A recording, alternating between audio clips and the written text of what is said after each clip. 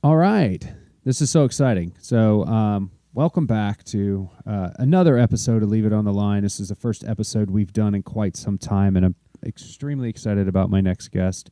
If you don't know who we are Extreme Culinary Outfitters, and I am Chef JoJo, bringing you an episode of Leave It on the Line where we discuss the ins and outs of what it takes to make it in this industry. And, we've talked to quite a few chefs, and it's just something that is absolutely one of my favorite things to do because it's really hard, I think, what we do. And, Extreme Culinary Outfitters knows the sacrifices that you make to work in this industry. We are the brand that will be under your coat and on your back for all occasions. So, without further ado, I'd just like to introduce the guest tonight, and my man, Cesar Regalado of C's Meals, a meal prep company. Thank you for doing it. Cheers, brother. Cheers.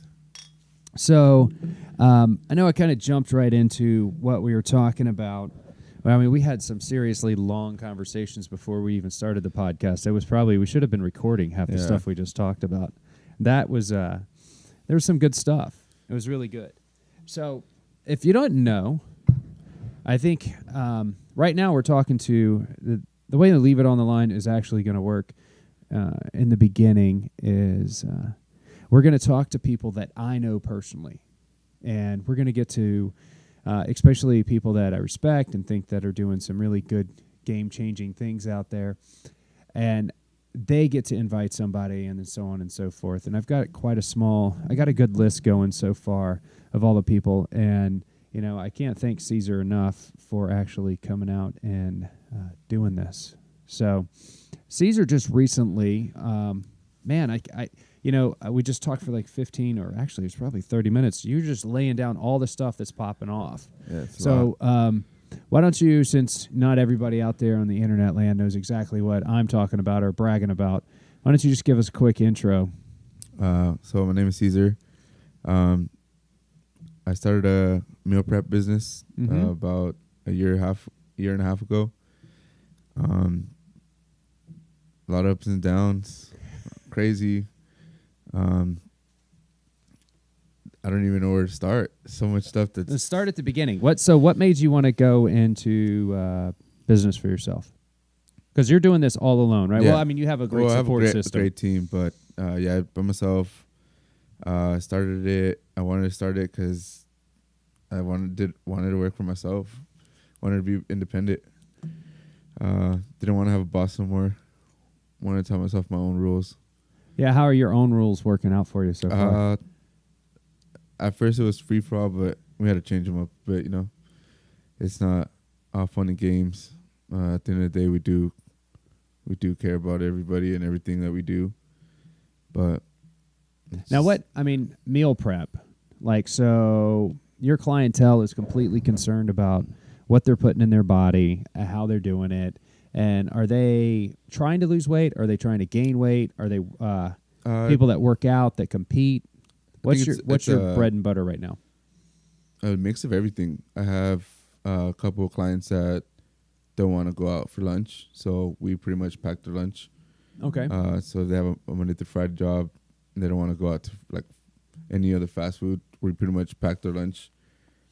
We have bodybuilders. We have day-to-day people, normal people. We have all kinds of people that just need food. Now, are you doing breakfast, lunch, and dinner? Yes, breakfast, lunch, and dinners. We have 5 options of lunch and dinner, and then we have 3 options of breakfast. Now, for most of the clients, when they first start working with you, I mean, because this whole thing fascinates me, because like meal prep is such a big commodity right now, and everybody is either going to have a T-shirt company. That's not a plug, but it is, or a meal prep or something like that. I mean, I think when you first started, somebody sent you something like everybody's got a meal prep company and a T-shirt company, and I was like, well, I've got one T-shirt knocked out, so it's obviously you should have a meal prep company. I mean, these are usually the people that are just sitting on the sidelines hoping for you to fail. Well, haters are going to totally for sure. There's down always on you. I mean, but those keep pushing you forward. I would say that the toughest thing about, it's interesting because it's not a full-time restaurant. There's not 65 people sitting down, but it's people that absolutely care 100% about everything that they're ingesting. And they're ingesting they're really ingesting for a purpose. Like, and when I say ingesting, because it's almost clinical to some extent when you start working out with people, or like you working with guys that are girls that are focused on working out and trying to hit those gains and like their carb intake and all that kind of stuff. And how hard was it for you in the beginning? I mean, you used to work out. I don't know how much you're getting into time to work out now, but when you first started, did you base it off what you wanted to eat? So when I first started, I started with a young man. I was pretty much just going off his meal plan. I would help him out, and I would kind of eat the same thing he would be eating. Mm-hmm. After that, I got another client, and then after that, I made a menu, and we started going from there. And our menu changes every 2 weeks. Okay. So we do have that, and then we do get people that usually get their own meal plan, and they send it to us, and we provide it for them. So I can work off your menu, or yes. I can say, hey, this is what I want to eat.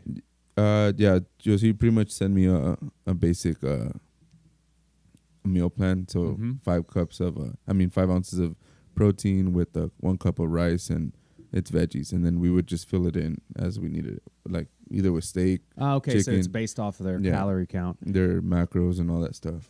Oh, getting down on the macros. That's right. That's the new stuff. I don't even know about the micro. If it fits your macros, you could eat it. Yeah, if it fits your macros, that's what Yeah, but I mean, everybody's different. I mean, the other day I went to go do. I dropped off some meals at a gym, and one of the trainers was like, "What kind of oil do you use?" I use a certain kind of oil. But he's like, "Oh, we can't use that oil. We need avocado oil." But I'm like, if I use avocado oil and someone doesn't tell me they're allergic, that's someone that I'm. That could be a problem. You got to kind of work around. I got to figure out what's good for everybody, and then I mean, if I have special orders, then I could go off that. Now, I just needed to adjust the camera a little bit. So. Now, for me, I thought one of the coolest things about it is that you really focus on, like, the trainers. You really focus on making sure that they're getting the nutrition that they're looking for, and they've helped you kind of build it from there. And every client you had, when we were talking earlier, you deliver meals, but then you consistently always ask for feedback. Yeah. So, I mean, I can't text all my clients. But when I have new clients, I usually give them a week or 2 weeks, and then I'll text them and be like, "Hey, I haven't seen that you haven't ordered again. How was our feedback?" Or anything that... Like, how was the food? What you like or didn't like? Anything that I could feed on, love it. I mean, usually people don't tend to rip you a new one unless they're mad. Okay. Yeah, but I mean, I love it. Good or bad, it's all going to help us at the end of the day. Yeah, I mean, I've known you for quite a while now. How long? I mean, are we on 4 years, 5 years now? Ever since I've been out here in California. 21. I'm 26, and I started at Honda when I was about to be 21. Yeah, so... that's 5 years. You and I go way back, 5 years. Yeah, like you were still a young pup. And you worked with me for a while at the Honda Center, and then you kind of branched out. You did some traveling, and you worked with some really good chefs. And, I've always encouraged people to kind of follow their dreams, but you're one of the guys that just kind of went for it. And when you're opening something and you're doing something that is, no matter what the business is or what your passion is if you're opening or running a business for yourself, you will find out what you're made of, because it's really, really, really hard. It's a lot. Everything, we're down to the penny, it matters. At first, I was like, oh, why do they always say that? Now, everything matters. A penny matters. Every bag you buy, it's 11 cents or 10 cents. You got to find what's going to benefit you and benefit the customer.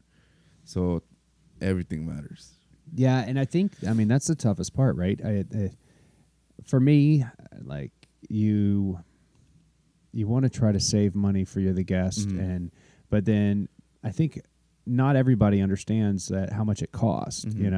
They understand how much the food costs, but they don't understand how much the labor is that goes in behind it, or the packaging. When you say a bag is 10 cents, and you can only fit 1 day's worth of meals in one bag, and then you have 4 bags a day, and that's 50 cents, 40 cents, 50, 80. And then that's just the bag. That doesn't count the container that you give them that they can heat up in the microwave.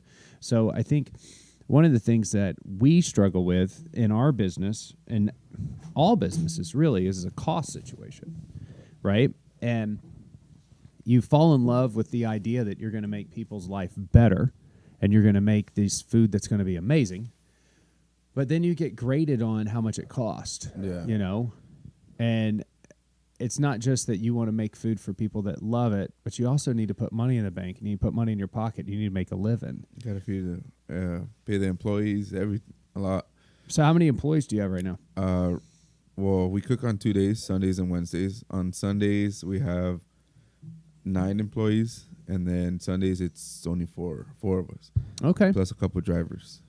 Well, I mean, that's how everybody started, right? Yeah. From the beginning. It used to be just me by myself, and then from there I got another employee, and then from there, and then just recently I added my dad. Okay. I texted him. I think on Friday I told him I had to do 90 pounds of chicken, because people buying chicken by the pound now. Oh, just your chicken. They just want whatever you're making. Buy chicken. They could have it. Yeah, so we sell them by the pound. So I texted my dad. I was like, hey, I got 80 pounds of chicken. Could you come help me? And I think they didn't believe me. When I started at my parents' house. Mm-hmm. And then I moved out. Yeah. So they kind of they stopped seeing what I was doing. They just kept following me on Instagram, and they saw it. Well, what's your little account name? What's your title on Instagram? C's Meals. C's Meals. Okay. We'll have to plug that. But yeah, so my parents didn't really notice until I text my dad, and then he's like, "Oh, I can't help you because I work this Sunday, but I'll help you next Sunday." And my mom's like, "Oh, I'll help you too." It's like, all right. So they came, and they were blown away, because when I was at my parents' house, it was just like a couple of you, right? You were just trying to. It was just people myself. I was probably pushing out less than 100 meals. Mm-hmm. Now we're at 7. Mm-hmm. So when they showed up, they were like, "Oh God!" They didn't believe me, and it's crazy, because to me it's I'm pretty sure they see it oh, he's accomplishing something, and that brings joy to me. So, and then another thing is when everybody's working and you get to see that I built this. It's pretty intense. I mean, for me, one of the coolest things I've ever, I don't know if it's one of the coolest things is when I'm somewhere, or I'm in a kitchen, or I think it was a couple of Christmases ago, and I was like, man, we were really busy at work, and we were super, and it was a busy Christmas season, and I walked out of my office at the Honda Center, and we had to get temps that year to come in and help, because we were just so busy, and there was a young lady leaving, and I didn't know her. I had never seen her before. She was a temp, and she was wearing a Skills hoodie. I think it was a Skills hoodie. And I about fell on the floor. You know what I mean? It's that's mine. I was like, oh my God, that lady's wearing, and I know she didn't know it was me. Yeah. Do you know what I mean? Because it was like a sign. I was like, oh, okay. Thank you for, picking up our product. In your head, you're like, that's me. Yeah. Look at that. That's mine. Yeah. And that, I mean, I don't, owning something that's yours and that you try to build something, it's always so, everything that goes out you take personal. And as you grow and then you get, I'm experiencing it now with ECO a lot more, because, we had a lot going on, and, I've got we're doing production at another facility. We're not handling the production, and it's like having cooks make the food that you wrote the menu for. So there's a lot of hands-on and, baby steps and all that kind of stuff. And when you go through that, you get a little nervous, but at the same time, when at the end of the day, you're like, it's all me right there. Yeah, it's all me. And I had a guy call me, and he's like, hey,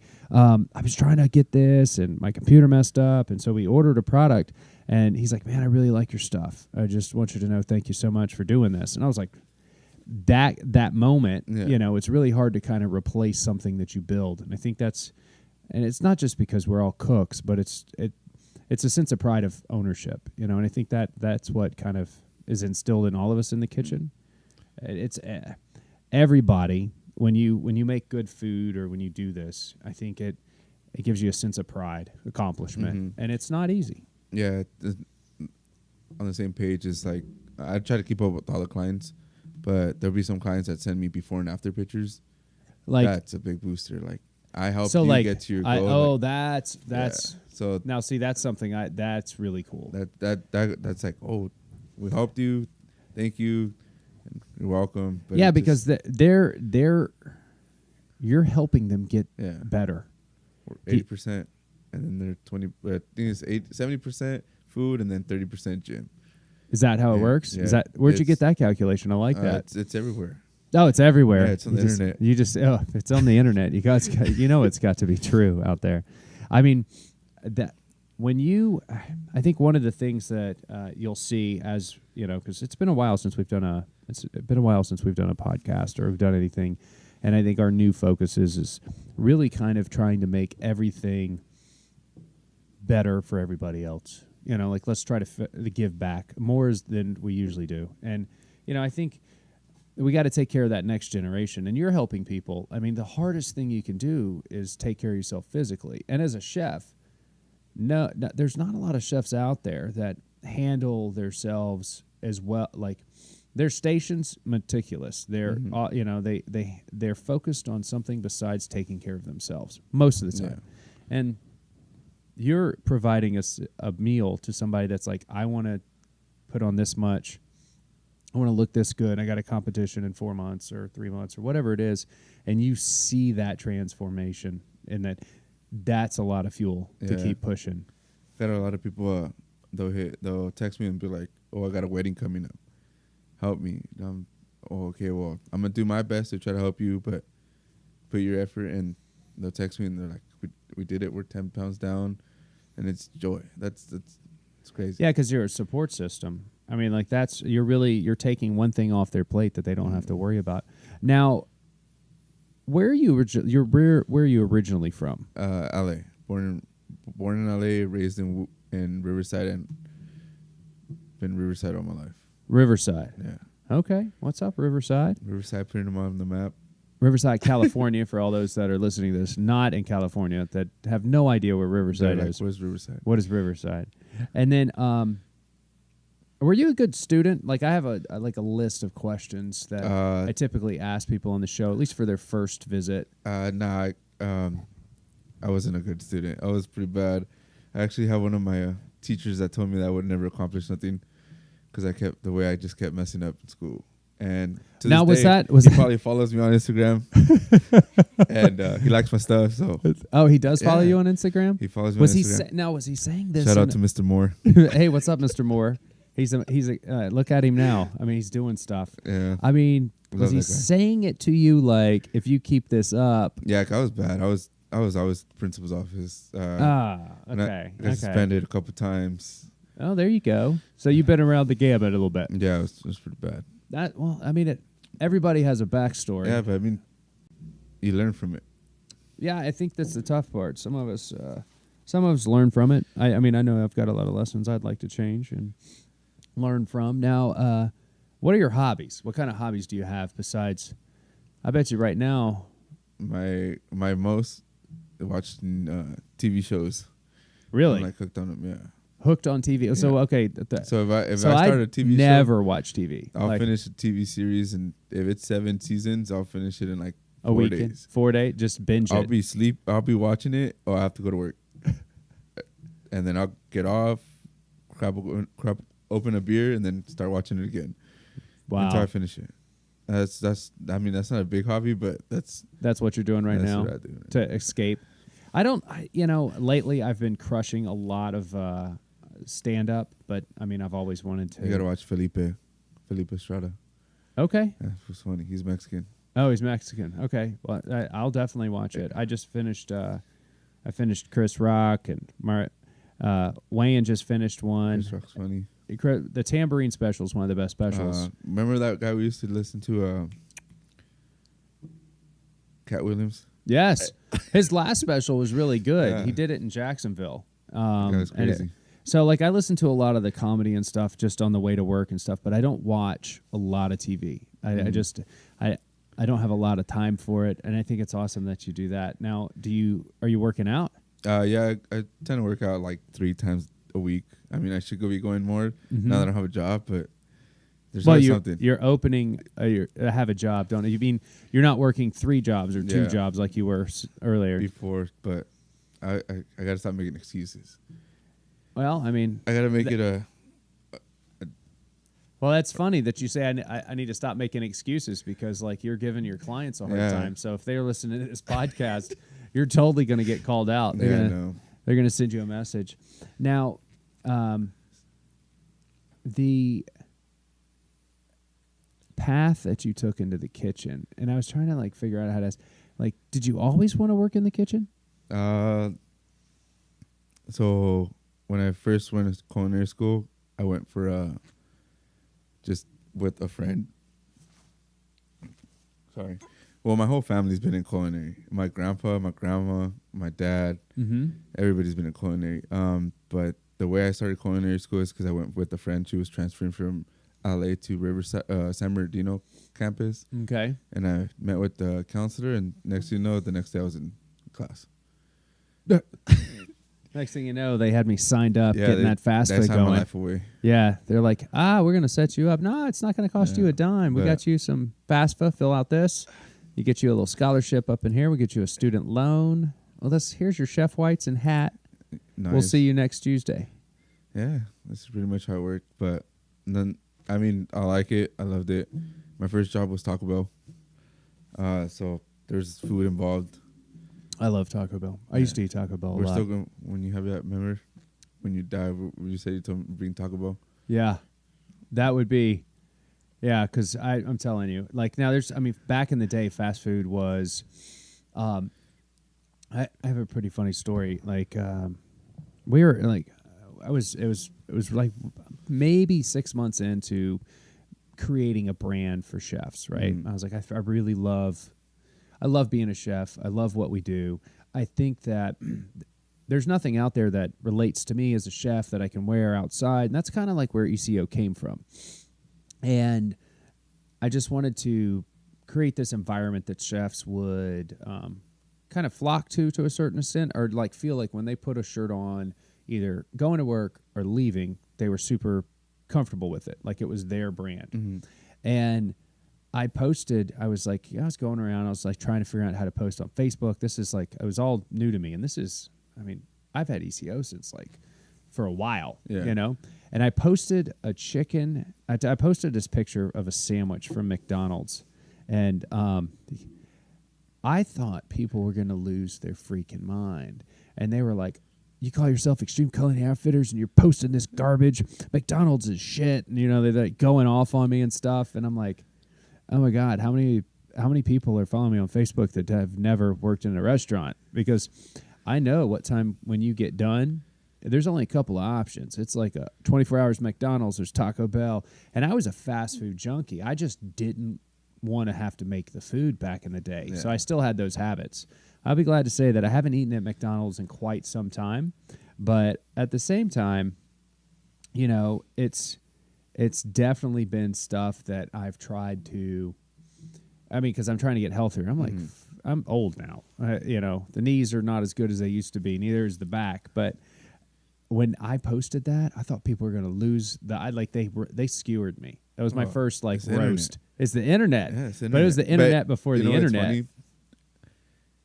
All the people that say that that said that they don't like McDonald's are the ones going to McDonald's. It's like Crocs. They say Crocs are the worst shoes, but aren't they worth like? Yeah, like everybody wears Crocs. Yeah, like everybody's got a pair of Crocs somewhere back at the house. I think the problem that you can skewer people and not have any recourse for it, and that's the group of people that lit me up. And then finally, I didn't say anything because at the first I was like, oh my God, these people are about to kill me. And the cook got on and he's like, how many of you, he's like, how many of you hours, like actually work in a restaurant when you're leaving and you just cook for 10 hours and you don't want to do anything and you're starving because all you did was taste food and you didn't eat anything and you have had too many beers. You stop at McDonald's because what it was like a double chicken. It was like it was a McDuckin or whatever, like not a Mc. It was like you take the double cheeseburger and you put the McChicken inside it and then you eat the whole thing. What is it called? I'd have to look that up. I was about to say turducken. It's not a turducken. Definitely not a turducken. It's McBanger. Yeah, it's something. It's like it was, and somebody had texted me, try it. I think it was Mike Blaze that said that. I'll have to have him on here one day. But now you ended up in culinary school. Were you finally a good student in culinary school? I always ask people, did they go to culinary school? I went to class.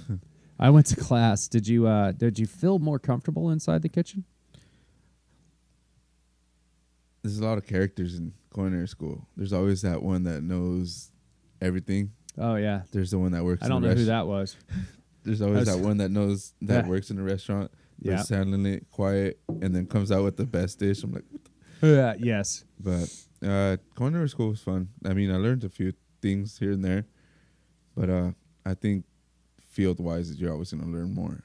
Oh, for sure. I mean, for me, culinary school is huge. It was huge. I didn't work in a lot. I had zero culinary experience, and I was the guy that in culinary school was like got the 104 on the test because I read everything. Yeah, I got D's. Yeah, no, but I was working in some good restaurants, but it was tough. It was a tough little. I have a shift drink about it where it's like the group of people that I were with were just super competitive, and I wasn't going to, I got a bit of a competitive edge on me, so I wasn't going to let anybody beat me. And sometimes I got beat, but most of the time I was pushing them too, so I felt like I learned a lot, but you have to put in what you're going to get out in culinary school. So like it's always a push. Now, when you finished with culinary school and you started working in the industry, did you go to yourself like, this is what I'm supposed to be doing, or was it just like a means to an end? I think once you finish culinary school and then start working, it's a whole different ballgame. Because you know how to make hollandaise sauce. Oh no, but you want it this way. Yes. So it's never the right way, because wherever you go, that chef's gonna want it different.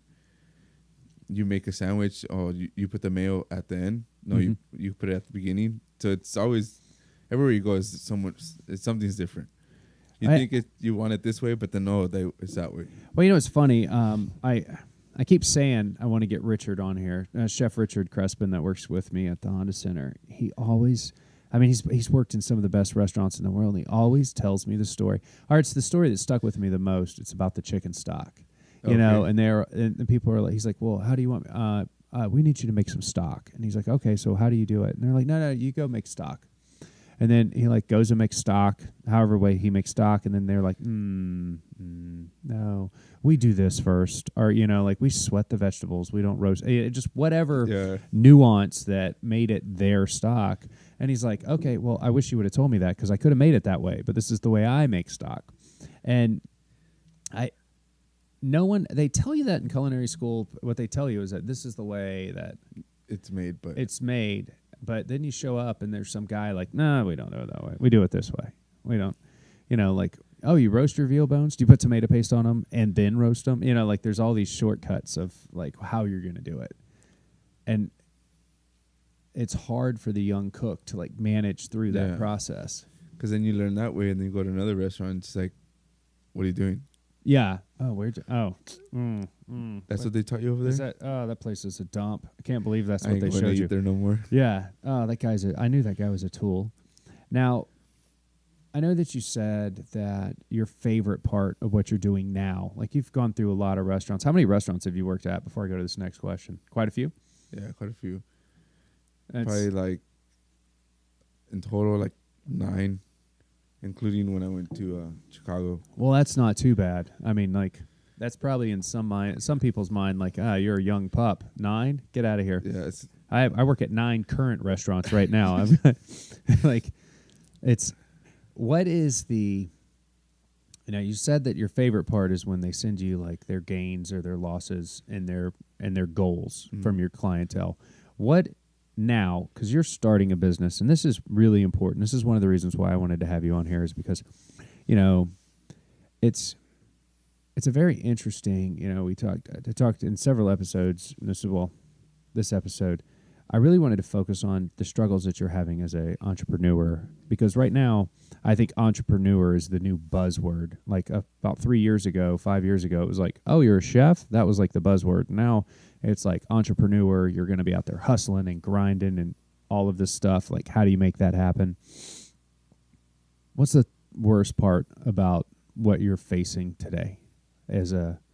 I'm gonna give you a shout out and say, as an entrepreneur, as the CEO, the president, the founder of C's Meals.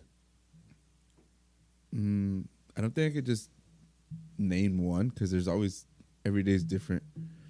One day there could be a competition trying to take over some area that we're in. Mm-hmm.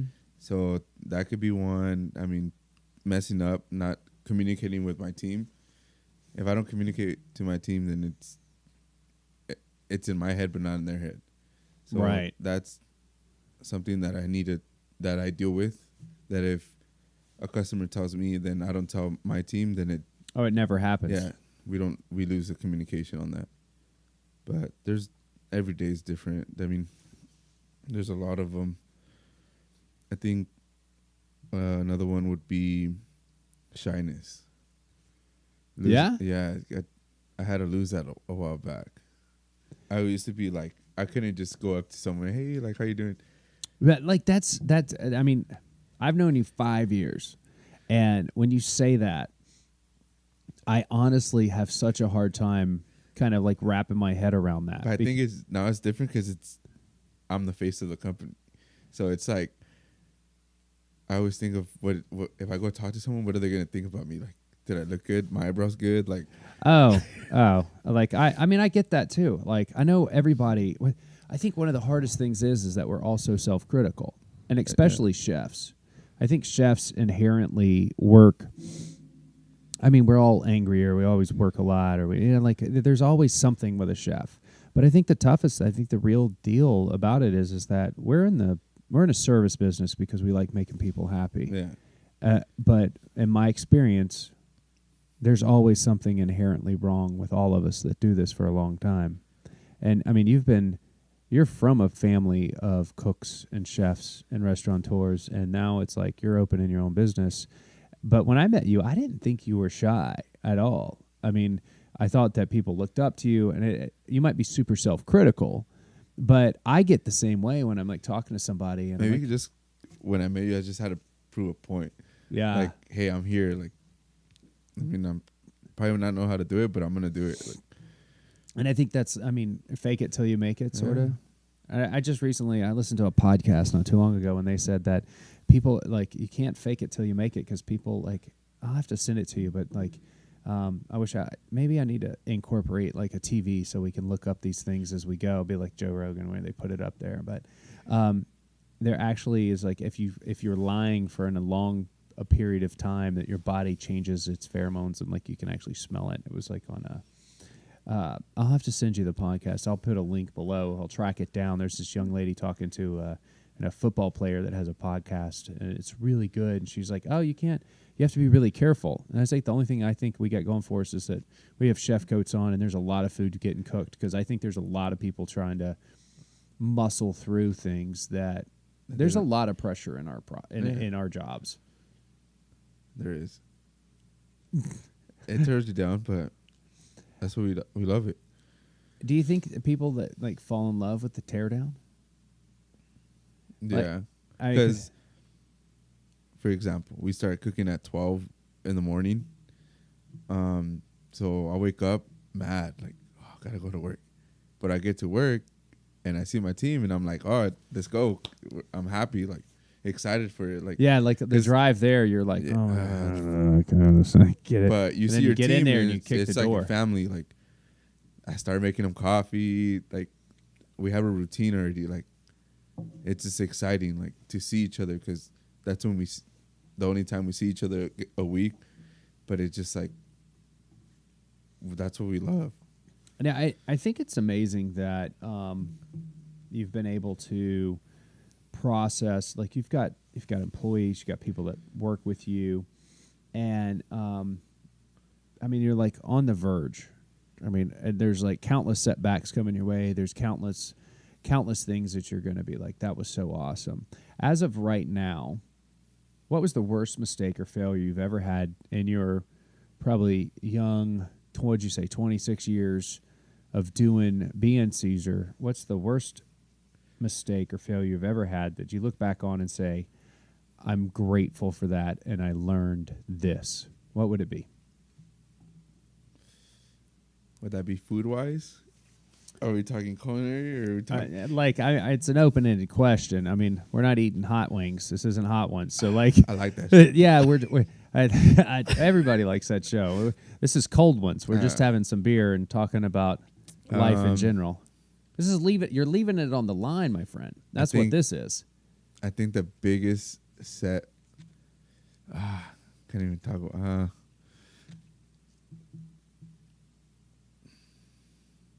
I think getting expelled from school. Oh yeah? Yeah, that just changed everything. After that, it's like, this is not me.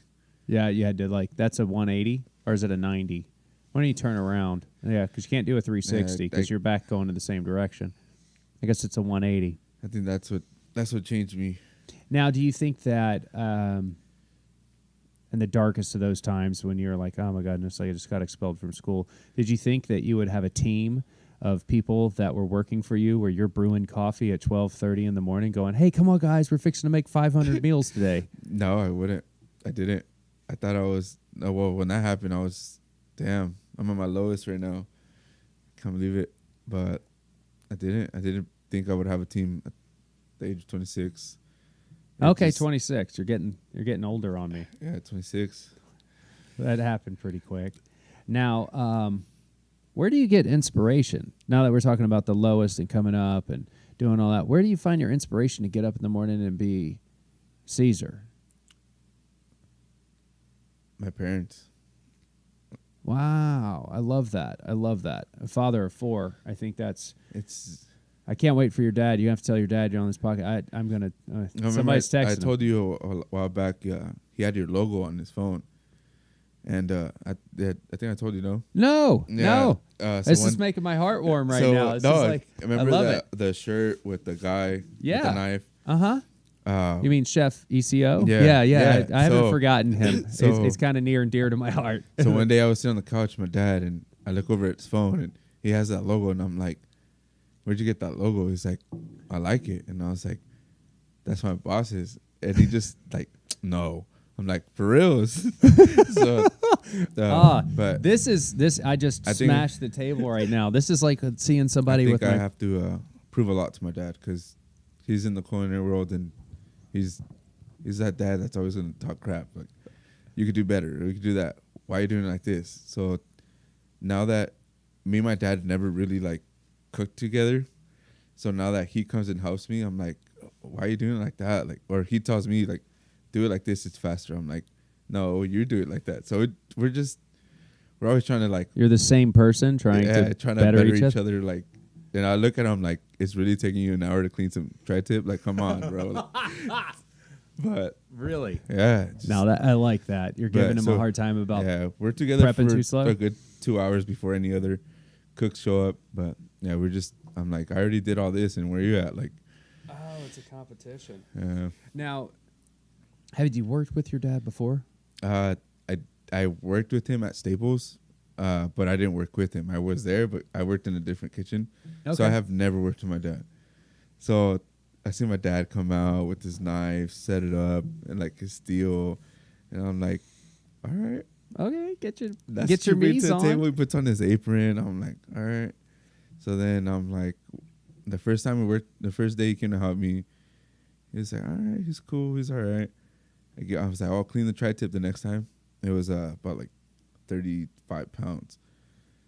An hour passed by, he's still cleaning it, like all nice. I'm like, yo, you gotta hurry up. I was already like 70 pounds of chicken in, doing all the sauces, and I was like, you gotta hurry up. And then he's like, I'm making it look nice. And he's one of like, my I'm gonna clean this better than you. And then the other employee comes, Daniel, and like we're all just bagging on each other. Like, hey, dude, like it really takes you that long to clean some broccoli. Like, come on, like. So we're just all just jumping on each other. But I mean, that's what brings us. Like, that's awesome. Like I worked with my dad when I was kind of young, and I had we had a company together, and I mean, I need to preface it. He had a company. I worked for him, and we never saw eye to eye until we started working together. And it took a while. It took a couple of years for us working together to where we kind of like completely started to get along. And that father-dad relationship is very interesting. Especially, I was doing something. It's like awkward. Like, yeah, it's like it's cool, but it's just like awkward. Like, I don't know. That's how I just see it. Like, I think it's because when he and I first started working together, it was just like normal. I felt like I was just doing chores with him when we left the house. You know what I mean? Yeah. But the biggest thing that I would love to examine more is the fact that your dad's coming to work for you at your company. He's helping you. And like all of his hard work with his skill and all the places he's worked is now coming to help you make your company better, stronger, grow. And, you know, he comes in and he's like, oh, let's do this way. Let's do it this way. And you're like, no, we got to do it this way or that way because this is why. And he's like, no, if you do it this way. So like he wants you to be successful and he's trying to tell you, but like at the same time, he's holding back. Yeah. He's like, you're like, I'm going to show you. So it's like that's awesome. Like not a lot of people can actually get the opportunity to work with their parents. And I think some of my favorite times ever, with all my friends, and I know some of you guys still watch this, and we had a blast. Now, I mean, we're talking 20 years ago, or maybe longer, 24 years ago. But we had an awesome time. We laughed a lot. We had a good time. But a lot of it was like there was some drama too. You know, yeah. For sure. You always overlook the drama a year later. It's kind of like running a marathon or something. Now, you get inspiration from your parents. What's your mom think? I think my mom's still like in shock. Like I was telling you, like she does it. She comes and I'm like, oh, I need you to count 120 plates, and she's like 100. Yeah, like start counting them out, and then she starts laying them out, and then I think my mom's just still in shock. Like she probably still doesn't believe it. Like, because I had a couple friends that when they worked at Staples too, and they would tell me my dad, well, your dad's talking crap on you that you're not doing anything with your life. So I wouldn't tell that to my dad. I'm like, oh, he said that, and then the week later, hey, your dad's still talking crap that you're not doing anything with. So I was like, all right. So, well, you were. I think. I mean, I get it's it just now. A typical dad, like. Yeah, I mean, I get it now. You don't have. I mean, shit, man. Like, Colin is 18 years old almost. He's 17 now, but it's like in August I've got an 18-year-old. So like I get it, but he's not a cook. He's like studying physics, He's like, "Hey dad, check this like look at this." And I'm like, "What?" So like we're not in the same. Cool. Yeah, that looks cool, man. How'd you do that? That's really awesome. I wish you would fix my YouTube videos for me. But I think it's impressive that your parents are coming in to support you. I think that says a lot about where they think you're going. Now, the hobbies are TV. You got your inspiration from your parents. You're producing meals for people. You're starting your company. Did you always know that this was what you're going to do? No. When I started culinary school, I was like, do I really want to do this?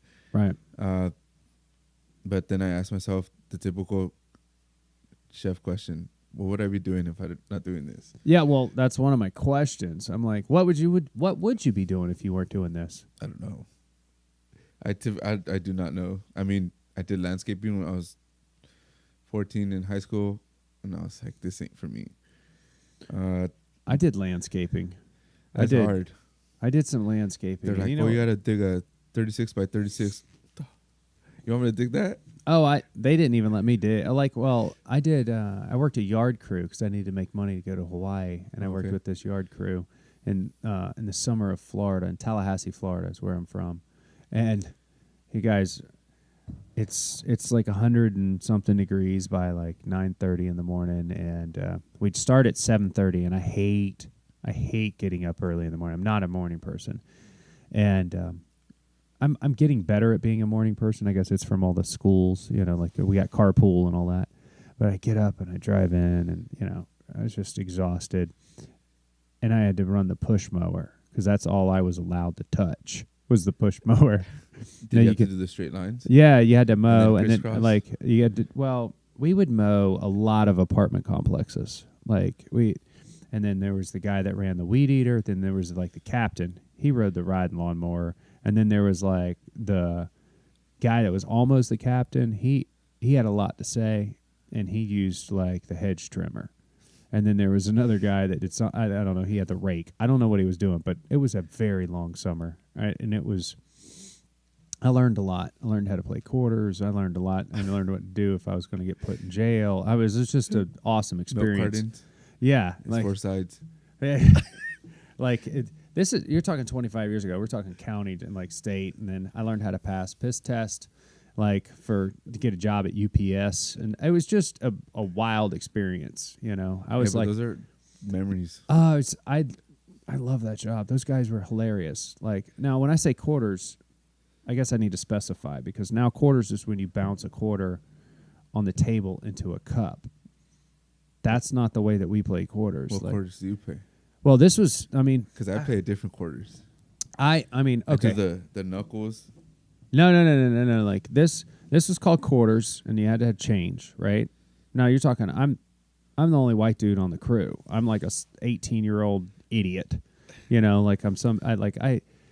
and these guys were just. I don't even know how. I couldn't even tell how old they were. Do you know what I mean? Yeah. They could have been 23 or 25 or 27, and I thought they were just grown-ass men. I had no idea. But quarters there was like you would flick a coin. It's kind of like this. We played craps, too, and we played tunk. Oh, yes, sir. Thank you. Come you try. We would you would throw the quarter towards the wall. So, I would throw the quarter, and it had to hit the wall and bounce back.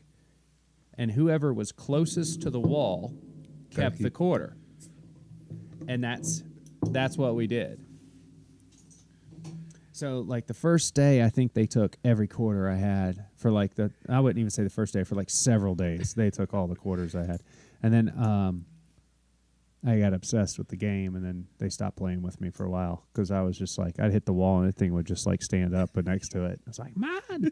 And then it got to the point where I wouldn't even bet quarters. I'd bet dollars on quarters. And it was just a fun thing we did at lunchtime. So that was my yard crew days. And I hated it, but I loved it at the same time. You know what I mean? I'd get to see those guys and we just had a good time. But it was hot. Yeah. I always thought cooking would be so much easier than anything. It was we'd be outside and work in the yard, and then I did some roofing at one point, and then, of course, the company that I had with my dad, and I was like, dude, I can't imagine what it'd be like just to go into the kitchen and cook. That's got to be so awesome, because I was cooking lunch and all sorts of stuff. I just thought it would be the same thing. And then I found out it's totally different, totally not the same thing. It's a different world. Making sandwiches for your friends at lunchtime or making a pot of chili is not being a professional cook. It's rough. Would you change it? Would you do something else? If you could say, okay, this is what I'm going to do. I don't think so. I don't think I would. What's your favorite part about working in the kitchen? Coming up in the kitchen? Time goes by fast. Yeah. It's not good, but it goes by fast. I think that... you have a party in an hour. You look, next thing you know, you look at the clock, you got 10 minutes for that party to go out. And that, I think I was going... I had this opportunity. I was telling somebody something, and he's like, so what do you like about your job? And I was like, this is back in line cook days. I mean, I'd only been cooking for like a year or two at that point, maybe 3. And I was like, my favorite thing about my job is the fact that no matter what's going on in the outside world, like I ain't got no money, I can't pay my bills, the stress level's super high. I mean, look, it hasn't even changed that much. And then I walk in and I start prepping my station. And I look at the clock, and I got 4 hours before service. And that's it. And I need to get this station prepped. And then I hustle. Next thing I know, it's already service time. And then the tickets start rolling in.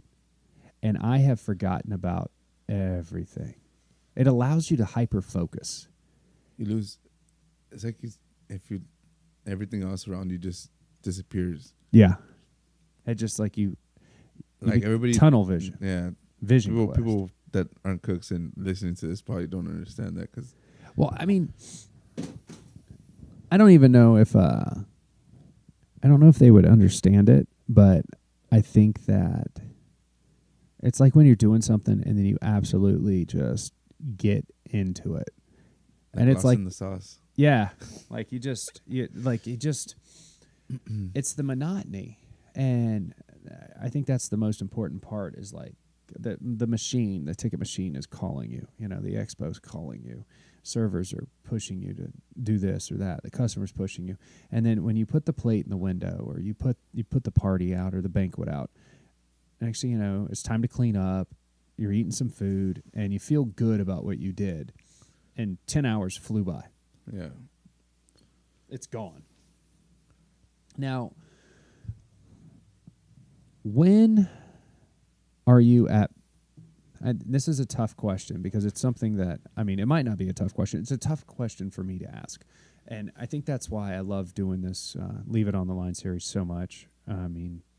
Because I get to ask people that I admire and think they're doing some good stuff, like what makes them tick a little bit. And for me, the toughest thing I have always struggled with is just finding peace and chilling.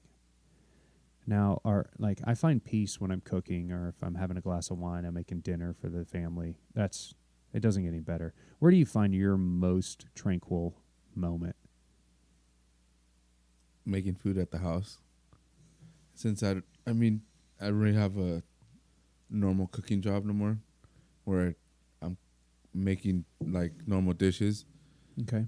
I think making food at the house is... I didn't think about that. Like all of your product is like 100% like good for you. Yeah. So at the house, so you get a little funky with it at the house. So like I love it. Like there's a bunch of butter and heavy cream. Yeah. There's heavy cream, butter, lard. You're like nah, but I like it because I put it on like social media, and it's just like this is I love doing this, but I can't really do this right now. But I miss it. Like I had thought about where I get everything real situated with the meal preps. I want to go stage again. Were you gonna now? You've staged at some really cool places. Yeah. I haven't figured out where. Go check out a good in Huntington Beach or Newport Beach or in LA. Just go find somewhere to get lost for 10 hours and hey, could I work for free? Yeah, come. I've been playing with that idea. I like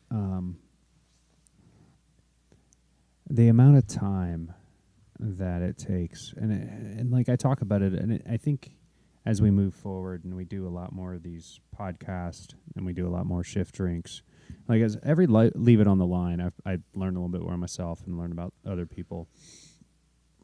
But I was just recently talking with the guys at work, and I was like, the days of me going into work and prepping and cooking for 10 to 12 hours, I haven't done that in forever. Yeah. That is something that I like just love. You lose how could I explain? Like you lose your touch. So I'm not trying to. That's how. Are you saying I lost my touch? No. I think you just said. you just said I lost my touch. Probably. It takes a little while. It takes a couple of beers maybe or something to get that touch back. But no, I would say it happens. I'm scared to lose it. That's what I want to say. Like I used to like making, like cutting rabbit or anything that I could get my hands on. I would try to mess with it. And now that I'm not doing that, it's just like I want to go do it. So the joy of making food at the house is like You get to do that. Yeah, you get to do that. Like, I mean, there's not a lot of stuff you get at the grocery store, but anything I can get my hands on at the house, let's do it. Like, you know, for me, it's been an interesting road because I left being a line cook and I got a job with Levy Restaurants. I mean, that's who your dad works for, and it's an awesome company, good people, and man, like I thought I knew how to make a lot of food because I was a good cook, and then I really learned. I thought I learned when I was in Miami, and I was like how to make a lot of food, and then I ended up at Churchill, and I was like, oh snap, this is a lot of food, and then I realized right away that I had to go. I was really good at being in the trenches, and then I became supervisor or sous chef or the lead cook, and then I was out of the trenches to a certain extent. Maybe I was expoing, or maybe I was working the grill, and I was in it. And then next thing I know, I'm like 75,000 feet flying over everybody, like checking on it, and I'm like, holy crap, it's been a while, and that skill is not taught. It's not like somebody comes and says, hey, this is how you run a multi-unit property. This is how you teach, or this is how you make sure 185 people make sure they know what you're looking for. And then that 185 people has to tell the other 185 people. And then and that went from 185 to like 3,000. And then you're feeding a couple of 100,000 people, 500,000 people in a week. I struggle with the fact that you get rusty. It's a different skill. I have a different skill than what I thought I was going to need to be successful. And then I come home, and now there's a moment.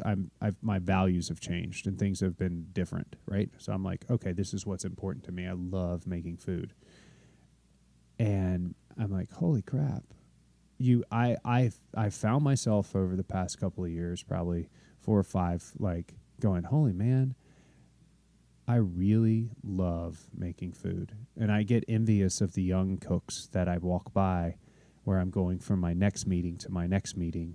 And, I'm in budget meetings, then I'm in forecast meetings, and then I'm in closing meetings. And they're over there like, oh my gosh, I gotta prep all this, and I'm like, you don't even know how good you got it. Yeah. Like the only thing you have to worry about right now making food. is just making food. Yeah, I mean, I miss it. That's why when I do make food at the house, I try to have like as many friends come over, so you can make a lot. Like, hey, try this out. Like, oh, do you like it? I don't like. All right, let me fix it. Like, I don't know, just the joy of just being able to just mess with the food. It's just, I miss it. Like at first I was like, oh man, he gets to chill, but enjoy it while you still can. So if you had to give words of advice to a young cook coming up, what would you tell them? Learn as much as you can and just hold back as much as you can before you take that next step. That's I probably have to repeat that. He said, hold back as much as you can before you take the next step. And I know it's a conversation I've had with you. It's also a conversation I've had with a friend of ours, Paul, if you're listening. I said, it's awesome that you want to go to that next step. You want to be the sous chef. You want to be that. I said, but you're fixing to not cook anymore. Yeah. You're fixing to do paperwork. Yeah. It's about to become clipboards, meetings, labor, orders, inventory, closing, and then you're going to get to make a special. You're going to cook. Your percentage of cooking is going to dwindle immediately. Yeah. And this is like a Honda when Chef Richard took over Premium, he would tell me, "Don't cook that. No, let them cook." But I'm like, "No, I want to do it." So eventually, I started getting like 3 main dishes off the menu, and I'll let them do the rest. But it's like a drug. Like you just want to keep doing it. Like I think, and you know what? That's really why I mean, you said it. It's like a drug. Yeah. Like what we do is like a drug. And there's a lot of different things that are changing about it. And I think that's probably why I was like, you know what? That's why I feel like we needed ECO. That's why I feel like we need something to bound us together. Yeah, I mean, there's not just us, but there's a lot. I mean, it's not just ECO. There's a lot of people doing it because there's so many of us that are addicted to cooking. And I don't know if cooking at home is the same. I don't know if like you're. It's not the same, but I mean it's the only thing that we get now, right? Yeah, like I mean, sometimes it's like I'm gonna make shrimp scampi. You make it, and you don't even need it, but it's just the joy of making it. Like, yeah, that's super important. I have to check something real quick.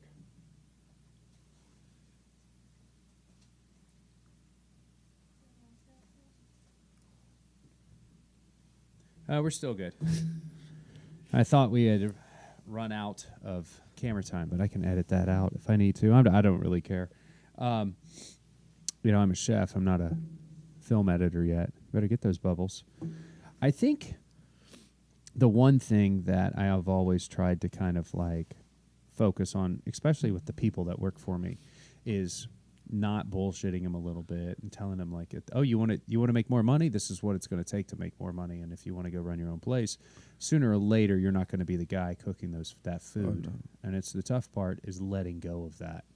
Now, you're on the verge of, I wouldn't say on the verge, you're doing it. Like you've got your own spot now. You have a full-on commercial kitchen that you're renting. You're pushing out a bunch of meals. You've got serious amount of people that are buying your product, and they're not. I know you've got people that like you got serious athletes and people that are concerned with their health buying your product.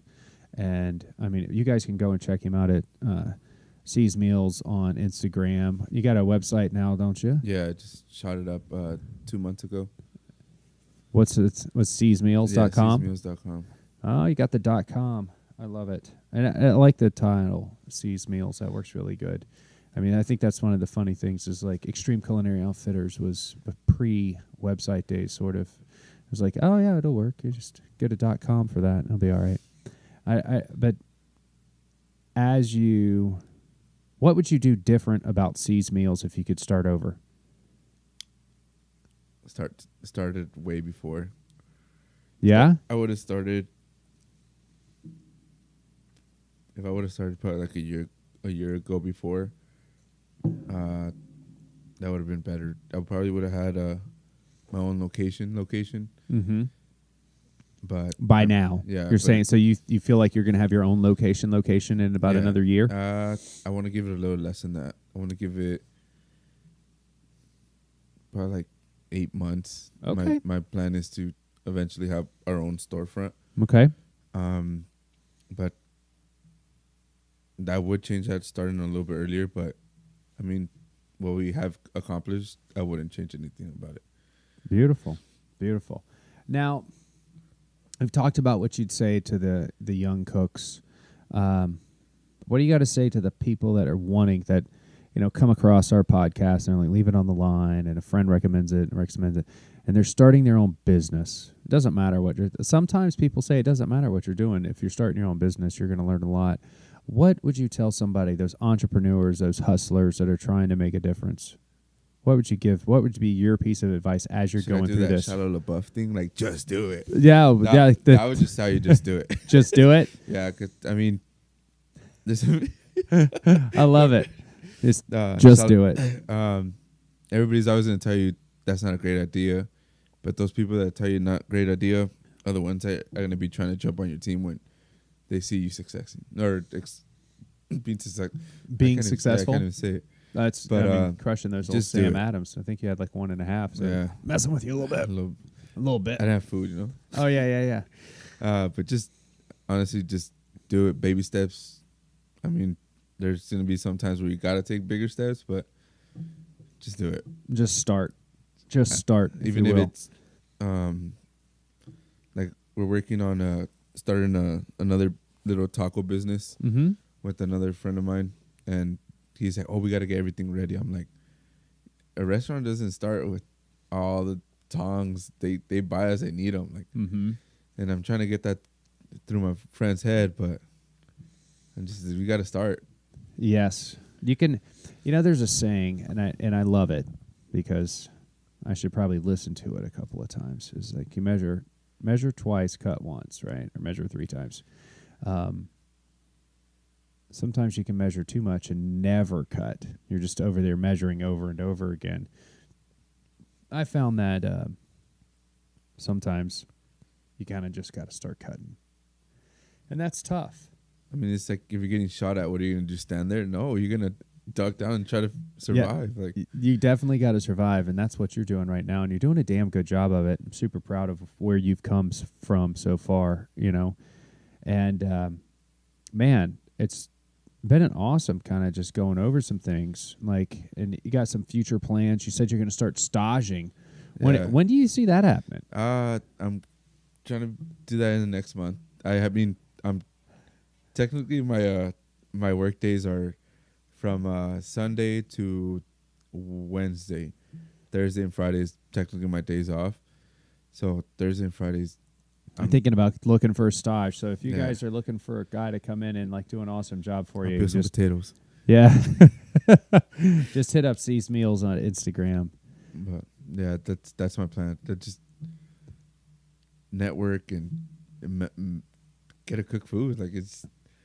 I mean, I think there's something to be said about everybody that makes food from catering, from cruise ships, from casino. Like we all are bound together because we understand what it takes to pull this off. And as we move forward and, you know, do things, you're always learning from somebody else. So like, I love the story about you, like your dad telling you how to do something different and you push him back. I think I'm going to think about that one for quite a while. Now, you have a long road behind you, but a pretty steady road in front of you. You say you want to stage again. What do you see Cesar and C's Meals doing in 5 years?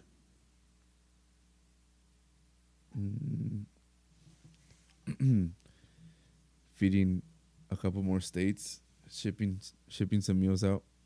Whoa. Next level, huh? I love it. I love it. That is the absolute ultimate goal, right? To be not just local, to be I'm trying to start a restaurant, but then the restaurant as well be pushing out meals.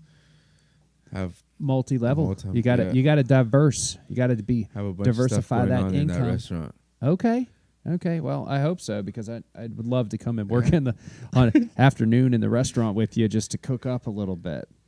Well, man, it's been a super pleasure. I think you've answered all my questions. I'm super proud of what you got happening. And anything you want to say and leave on the line before you head out, this is your moment. Shameless plug time for C's Meals. It's time for you to leave it on the line, my friend. I think I left everything on the line.